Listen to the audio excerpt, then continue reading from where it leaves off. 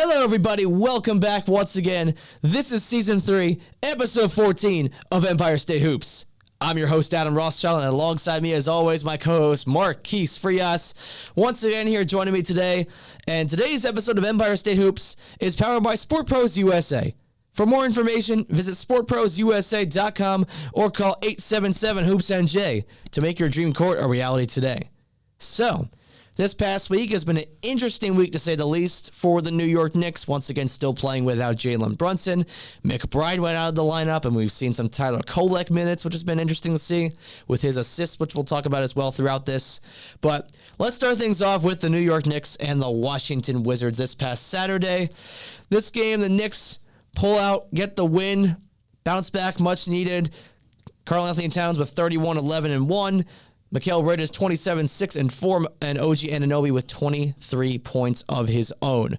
So this game, of course, we always talk about, like, the one thing we said was we didn't know what was going to happen if the Knicks were going to pull out of this game, of course, just because of the questions from last week and what everything was like, the ups and downs and the opponents they were losing to. But they take care of business. Yeah, and I mean, this was, I believe, their first game back in the Garden, at least since the Heat game. And these couple games that we're going to cover today were all home games. So great win to come out strong, beat the team that you're supposed to beat in the Washington Wizards. Cat had a great game, obviously, and then I always will say this, but OG Anunoby, whenever he scores 20-plus points or more, the New York Knicks are going to be competitive in whatever game they play. It could be against the Boston Celtics or the Washington Wizards. So OG Anunoby, great to see him scoring. And he really did a lot of scoring throughout this entire week. So shout out to him, but he took a big step in this game, and I'm proud that we were able to get it done. Yeah, absolutely. When you have a guy who provides a lot of versatility on the floor, that's one thing OG Anunoby brings to any team. Of course, he played with Toronto, of course, but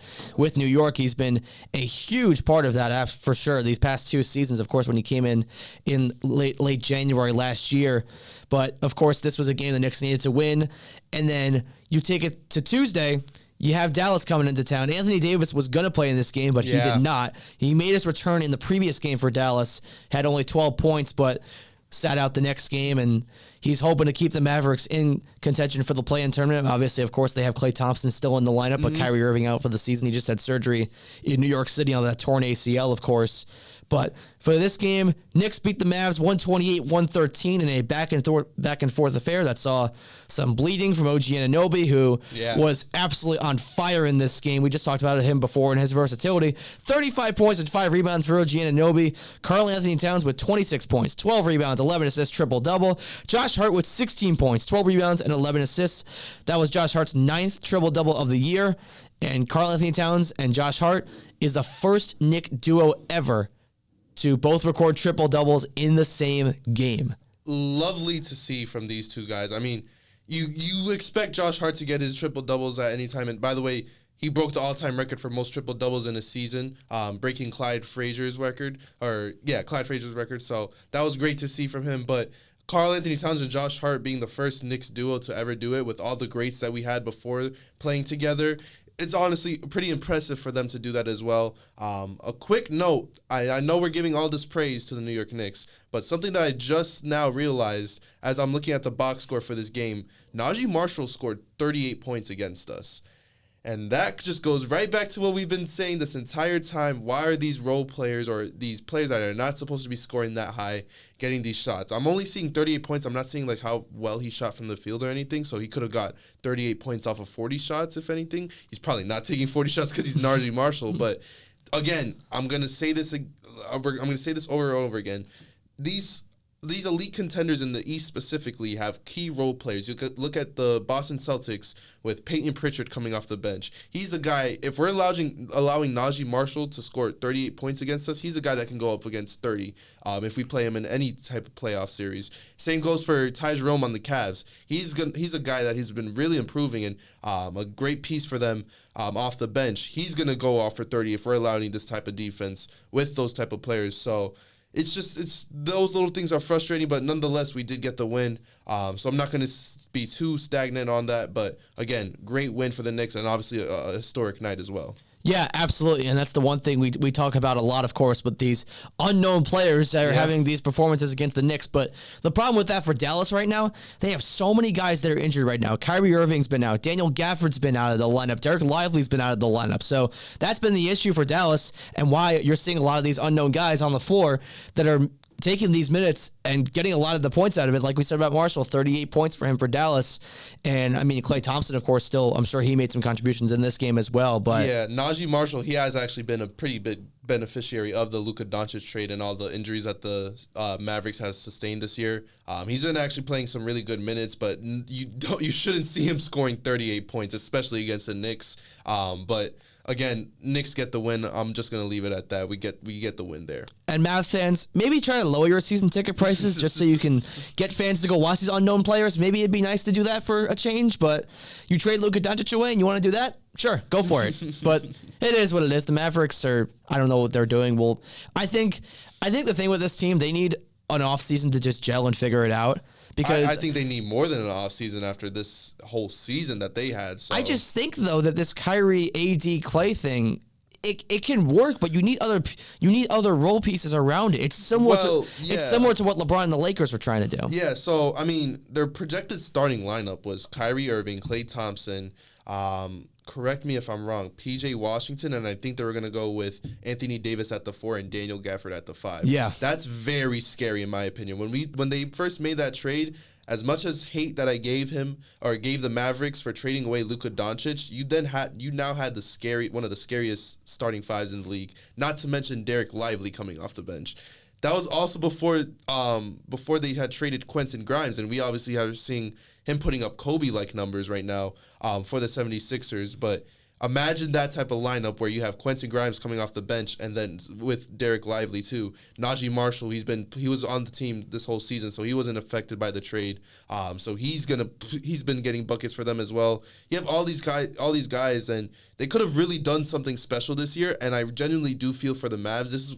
This whole season for the Mavs, it has to be studied. It's going to be in textbooks in 10 years. Like, this was one of the craziest turnarounds for a franchise that we have ever seen in sports history. Absolutely, and it's going to go down as, of course, many people will say one of the best trades. Some people will say one of the worst trades in NBA history, which is probably what my opinion will be about this in coming years, of course. But continuing down the road with the New York Knicks, the next game against the Los Angeles Clippers, so they played several weeks earlier on that big West Coast road trip they had against the Lakers, the Clippers, the Blazers, and all of that. Clippers, however, come into the Garden. They beat the Knicks 126-113. In regards to the Knicks numbers, Towns, 34 points, 14 rebounds. Anunoby with 28 points, 5 rebounds, 4 assists. And Mikal Bridges with 17 points and 9 assists of his own. So, Knicks go 2-1 this week. Yeah. And I think for what you're seeing, the Clipper loss is understandable, I think, just because of where the Clippers are at this year. And a lot of people had them under the radar, and I think they've surprised a lot of people this year. So there's one thing you got to look at. I think you got to give credit to the Clippers for winning this game, especially with us still being without our floor general and even our backup point guard as well. Yeah, I mean, this whole week we played with Cameron Payne at the starting point guard position and Tyler Kolek at the backup point guard. Both have honestly played exceptionally well for those roles, with them usually being backups and Tyler Kolek not even usually getting minutes. So I wrote this down somewhere. Let me make sure I find Tyler Kolek in the past 3 games has 24 assists. No more or no less than 7 assists a game. So I believe it was 8 the first night, 9 the second night, and then 7 with the Clippers game. So honestly, like you said, I'm not too mad about the Clippers game. Also, I didn't write this down, but it was also a back-to-back game. We have talked a lot about how the Knicks are in the back-to-back games, so it was kind of due for a loss with it being a back-to-back. But again, I'm honestly not that mad with the Knicks and this loss. I'm very happy that we were able to win the games that we were supposed to, and we did drop one, which kind of sucks, but we saw a lot of growth from our young guys, and we saw a lot of growth from our veterans and campaign, so it's just a solid week overall. I'll take this week over any type of week. Well, the one thing they do say, sharing is caring, and Tyler Kolek has been a huge part of that with his big-time assists, so a big guy to have step up in the backup point guard spot, making the assists, sharing the ball with his teammates, doing a spectacular job with that. Of course, the rookie has been spectacular in the minutes that Tom Thibodeau has offered him throughout this season. But coming up after the break, the Knicks have a tough schedule coming up. They got the Milwaukee Bucks, They got the Portland Trailblazers and many more down the road. And we're going to talk about all of that right after the break here on Season 3, episode number 14 of Empire State Hoops. We'll be right back. Hey there, basketball fans. Are you ready to take your love for the game to a whole new level? Well, listen up. We've got something that will make your hoop dreams come true. Introducing Sport Pros USA, the ultimate destination for all your backyard sport court needs. Whether you're a diehard Knicks fan or just looking for some slam dunk fun with your family, Sport Pros USA has got you covered. Picture this. It's a sunny afternoon in New York, and you step out onto your very own custom-built backyard basketball court. The court where legends are born and memories are made. A court where you can unleash your inner baller and shoot hoops like your favorite Knicks players. But it's not just about basketball. It's about family, friends, and fun. Whether you're hosting a game of horse with your buddies or teaching your kids how to dribble and shoot, Sport Pros USA brings the magic of the game right to your doorstep. Our courts are more than just a place to play. They're a place to connect, bond, and create unforgettable moments. And with Sport Pros USA, you can have it all, right in your own backyard. We're not just building courts, we're building dreams. Dreams of buzzer beaters, comebacks, and endless laughter. So why wait? Give us a call at 877-HOOPS-NJ or visit sportprosusa.com today to start designing your very own backyard basketball court. Remember, at Sport Pros USA, we believe that every home deserves a court, and every family deserves the joy of playing together. So don't just watch the game, be a part of it. And we are back here once again, Season 3, Episode 14 of Empire State Hoops.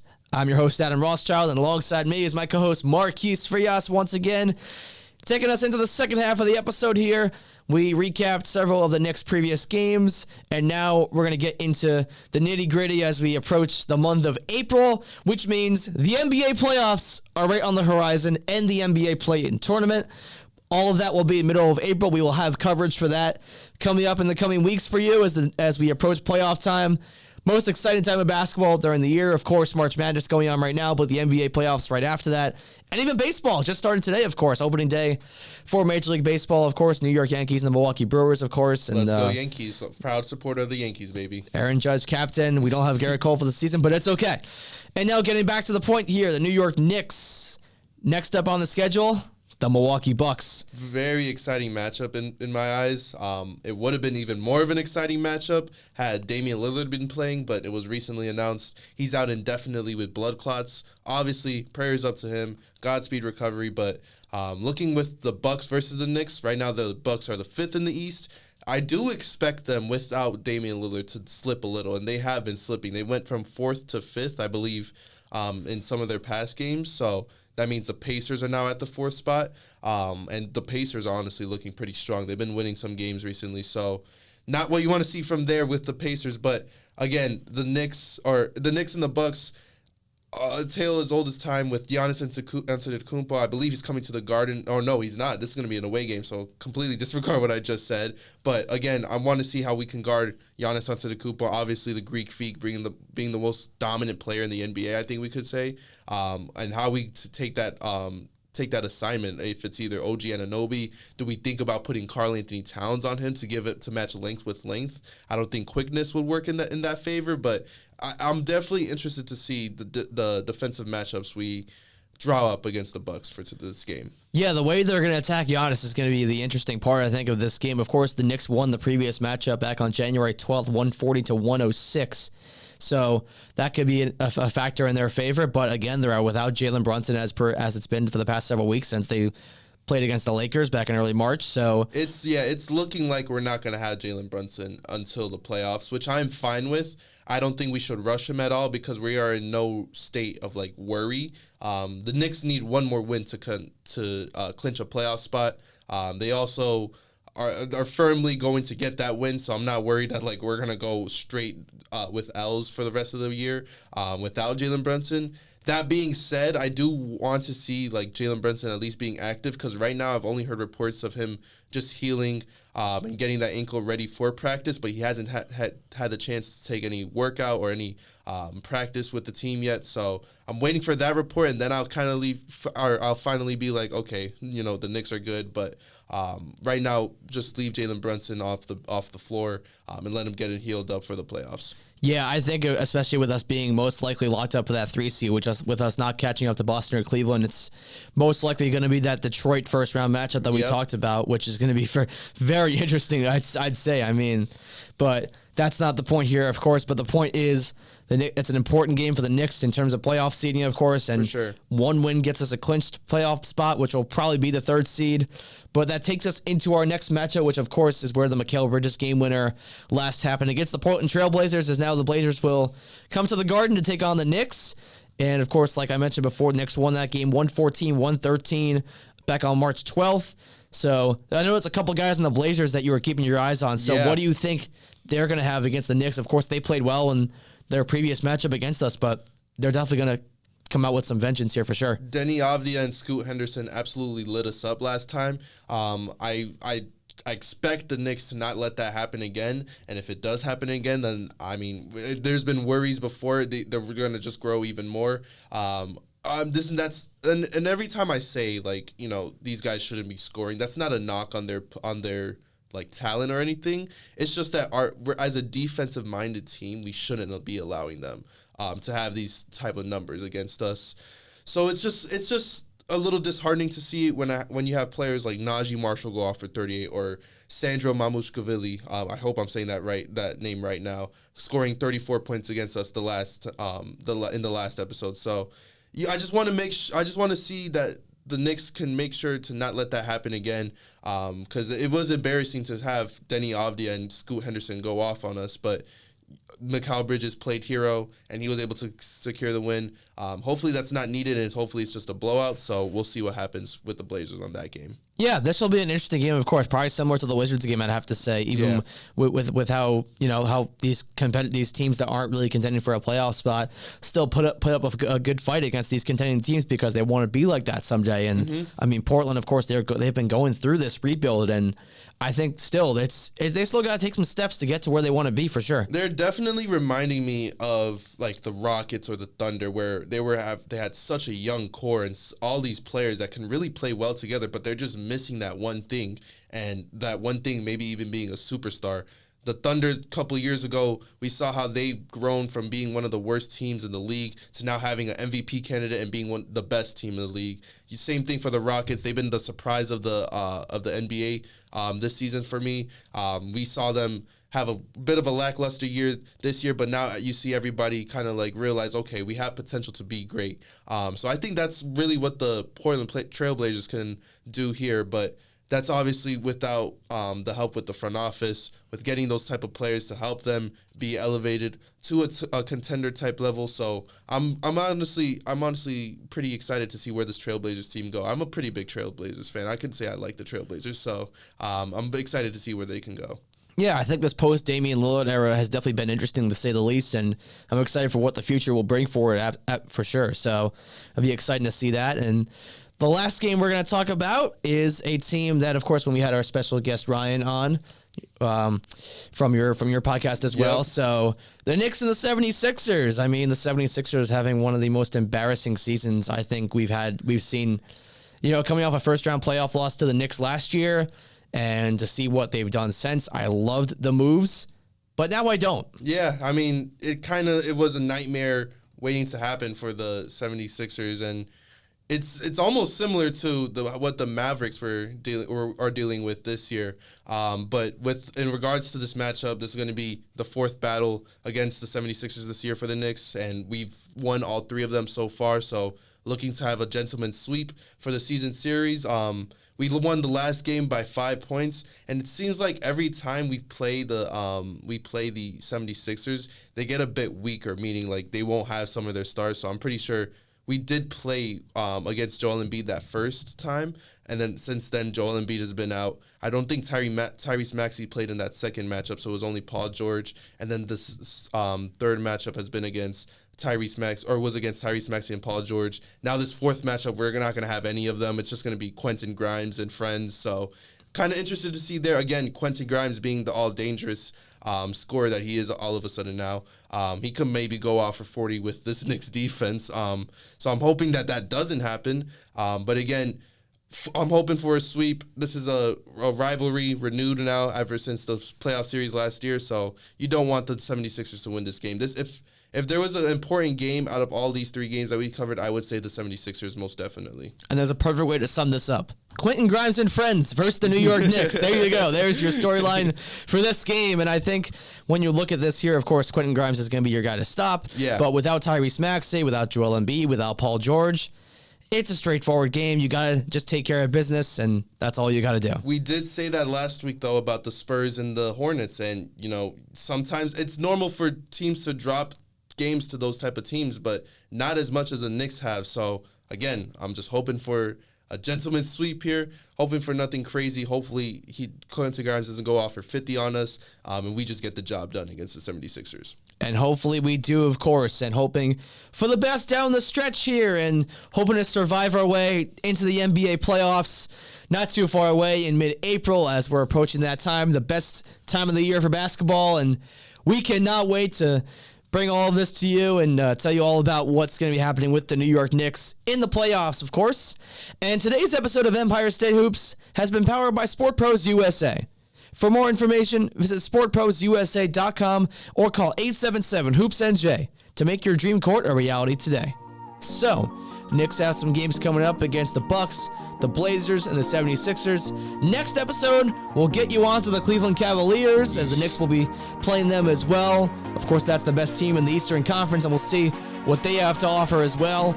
And for now, from here on Empire State Hoops, I'm Adam Rothschild, that's Marquise Frias, and we'll see you next week.